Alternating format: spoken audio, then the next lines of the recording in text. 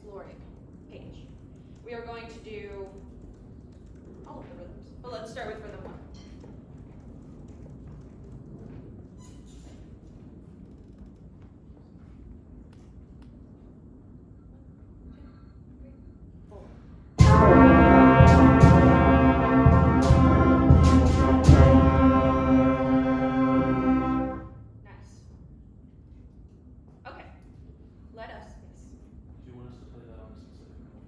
Yes, concert scene.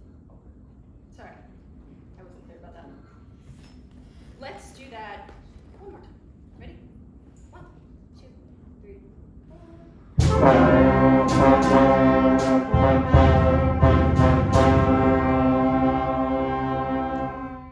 Nice. All right, let's do rhythm 2. What beat do we come in on? 4. So I'm gonna count 2, 3, and then you're going to come in on 4. Ready? 1, 2, 3.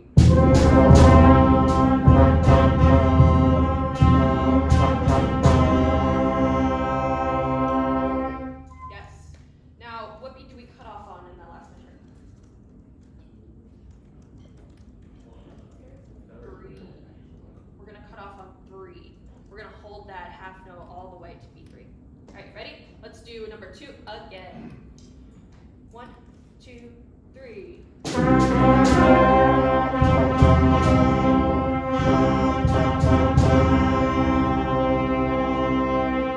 Nice. Now, let's do B3, except for tuba, bass drum, and trombone, because that's a lot of touching. I get it. So you guys are going to play rhythm 1. So bass drum, trombone, tuba, play rhythm 1. The rest of you are going to play rhythm 3. Everyone got that? Okay, let's go. Rhythm 3, you guys rhythm 1. Ready? 1, 2, 3, 4.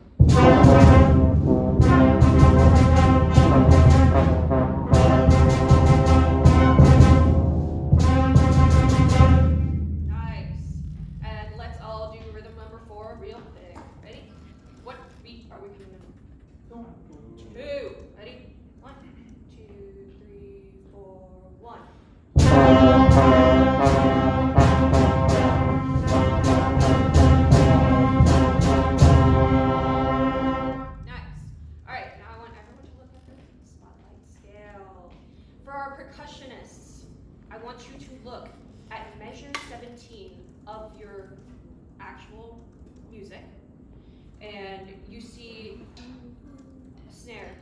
We were just playing that rhythm, right?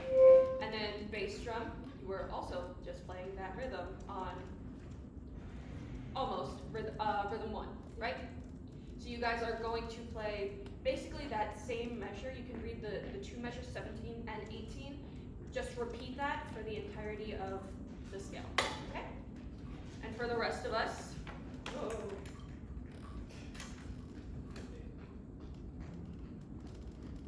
We're gonna play the scale and hopefully not lose my iPad. And let's go a little slower. Ready? Sorry, that's so my fault. 1, 2, 3.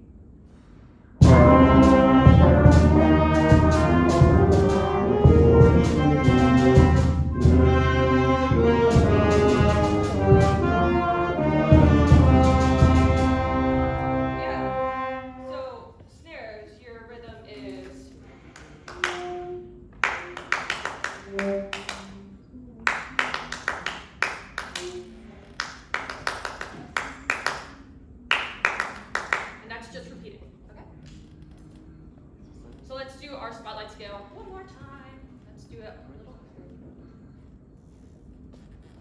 1, 2, 3, 4.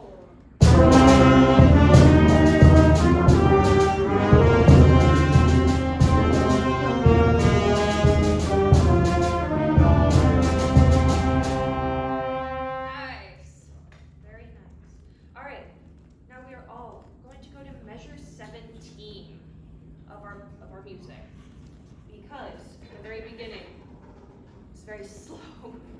So I want everyone to be playing. So we're going to go to measure 17. Now, can I have the alto twos, trombones, tubas, and bass drum? Everyone else, I want you guys to be looking at your music, fingering through, right? Make sure you're getting those notes. And I want you guys to be listening to the other part. And I want you to tell me what's similar and what's different about the two parts that you guys are going to be playing. So alto 2, trombone, tuba, bass drum. Measure 17, and we are going to go to measure 23. Okay? Ready? 1, 2, 3, 4.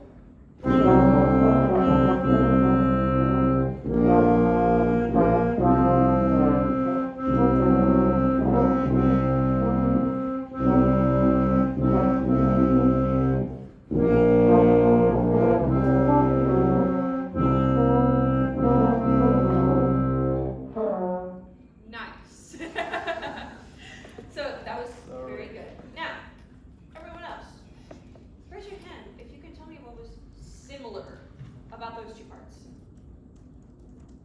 Isabel? Some of the rhythms, do you know specifically where? Exactly. So, measure 17, we are all unison, right? And then we split into what I'm going to call the melody and harmony part, and then the bass line part, right? So, now, alto twos. Nope, not alto 2. Everyone else, except for the alto 2, trombone, tuba, and bass drum. Yep, that's right.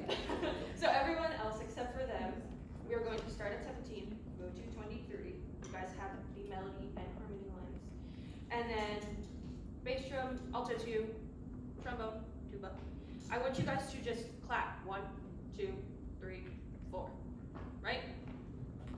Just 1, 2, 3, 4. Ready? Measure 17, everyone else. 1, 2, 3, 4.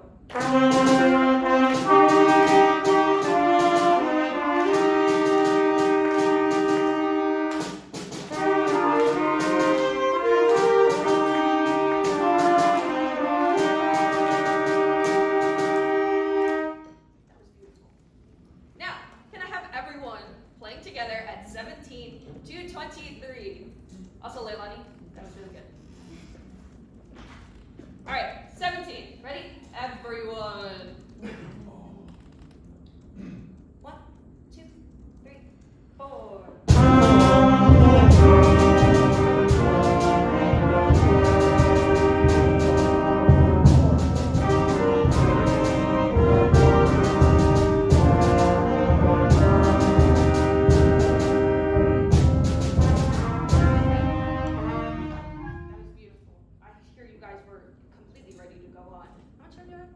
You're good. Thanks, Alicia. I would have gone up. Comments for Alicia?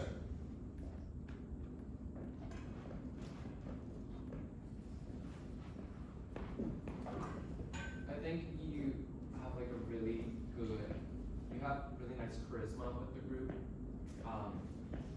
Just your presence is like welcoming. So I think that's something that you either got or you don't, and you got it. So yeah.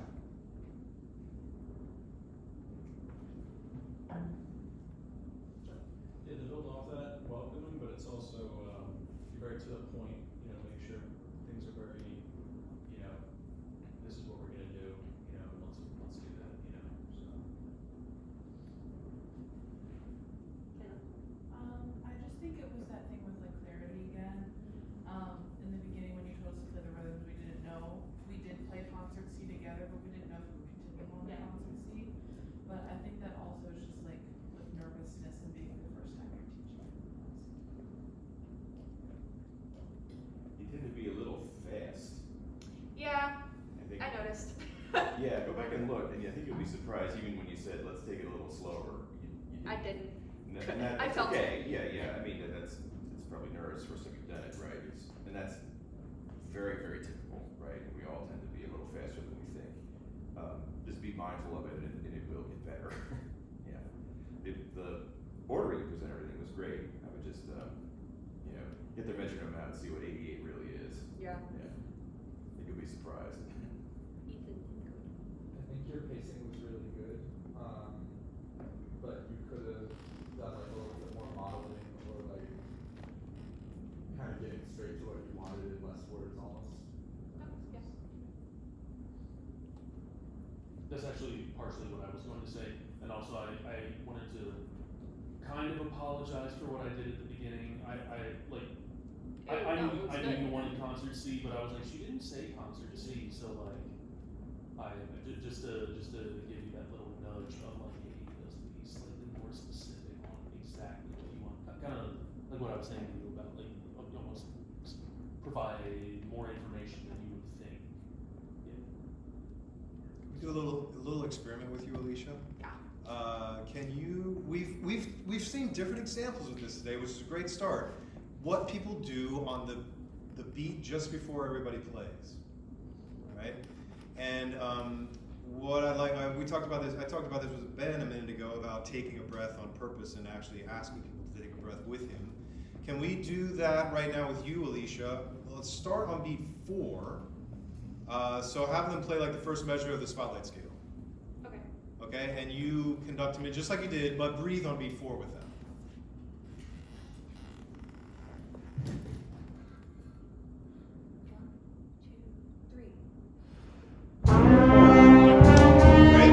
Great, and we'll do a couple of these quickly. Where's the spot where they come in on beat 4? It's rhythm number 2. Can we do that? Yeah. On concert C? Yeah. It's 1, 2. Yeah, I mean, that happened very easily and naturally. You just do that every time because it's so much better. Well, you'll decide for yourself, but when you go back to your video, you'll get to see yourself saying 1, 2, 3, bum, and then you'll see yourself going 1, 2, bum, bum, and you'll be able to compare those for yourself from inside, which is where you are right now, right? So you'll say to yourself, what did that feel like, and what was the result in the sound? What was I giving, and how did the students respond? Right? But that breath, folks, is really, really helpful for getting people to play together, like time-wise, and also for getting people to put out good sound because they're reminded to take a big breath on that beat. Right? It's a good habit to get into. By the way, folks, even for percussionists and harpists and piano players and people that don't play with their wind, all string players, breathing together can help them play together. And it's definitely a good thing to get in the habit of doing. Okay. Alicia, love that two comments on modeling. Love the comment to Leilani for the snare drum part. You stopped for a second and just said, that snare drum part should go like this. You modeled it very quickly. It worked immediately. All right. Very, not just that the rhythm was there, but it was also like she matched stylistically exactly what you had done. All right. Very direct way to get that across. Remember when the trombones had some trouble with the note? Do you remember? Like Keith's playing the tuba, and they have. What do they have above the tuba? They have. You know what they're supposed to have? Yeah, Anthony knows. This. And then it's catchy note. They have. What's that spot, Anthony? What's the spot in the piece? Measure 18. Are you looking at the same spot? 17, I think, from the beginning, yeah. Yeah, because they have a. I'm putting you on the spot because this is good stuff. They have a G. And then tubas have a. I still can't read bass clef. Yes, you can. Can I? The C. Another C. Yeah, so they should be, the trombone should be a fifth above what Keith's playing, right? Which actually can be a really hard thing to do. To hear that and to lock into that and to commit to that, right? What I would suggest is in a spot like that, if you hear them sort of struggling to find that pitch, what will help them the most, and this is for all of us, especially on brass instruments where you've got these partials, is get them off to the right first note. If you can get that first pitch in their ear, then chances are they're gonna play a lot of the rest of it with no problem. Okay, but they don't necessarily know that they're supposed to be sounding a fifth above the tubas. And so it takes some guts to give that a shot and to find them. Right, so you can help them find that. How can you do that? Quick vocal model would be the easiest. You could take a pitch from the piano. You can have them find it first and then layer it back on top. All right, all kinds of ways that you can just help them get off the foot. Okay, but that goes for all instruments, folks. If you get them off on the first note, nice and strong, then things tend to follow pretty naturally from there. All right, so be willing to go in there and find it with them. Okay, it's good help. Thanks, Alicia. Thanks for your exuberant applause, Ben. Folks, you will certainly be hearing from me, you teachers. I'll send you some feedback very shortly. And we'll be looking forward to our next group on Friday. Come back, we'll see you back then.